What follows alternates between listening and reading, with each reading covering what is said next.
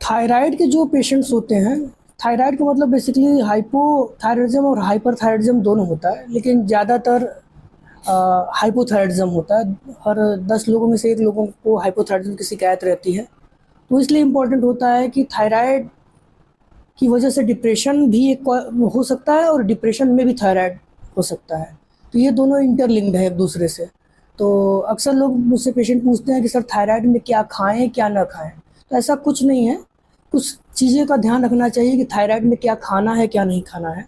तो जैसे कुछ चीज़ें फूड्स अवॉइड करना चाहिए, जैसे फूल गोभी हुई, बंद गोभी हुई, और ब्रोकली हुई, Coca Cola, Pepsi, Thums Up, जो ये बीवरेजेस होते हैं, कॉफ़ी, चाय, ये सब चीज़ें। या जो फास्ट फूड या प्रोसेस्ड फूड है, जैसे burger, pizza, finger chips, tofu, candy, pastries, जो पैकेज्ड स्नैक होते हैं, ये सब चीज़ें अवॉइड करना चाहिए थायराइड की प्रॉब्लम्स में।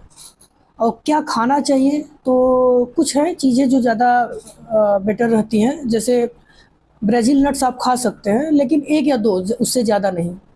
और कुछ सीड्स होते हैं, जैसे सूरजमुखी के बीज, सनफ्लावर सीड्स हुआ, पम्पकिन सीड्स हुआ, फ्लैक्स सीड्स हुआ, मिल्क एक सीमित मात्रा में भी ले सकते हैं, मसूर की दाल हुई, पालक हुआ, बेरीज हुए, कैरेट्स हुए, आयोडाइज साल्ट, वो बहुत इंपॉर्टेंट है, एवोकाडो हुआ, और ऑलिव ऑयल, ये सब चीज़ें थायराइड में थोड़ी हेल्प करती हैं।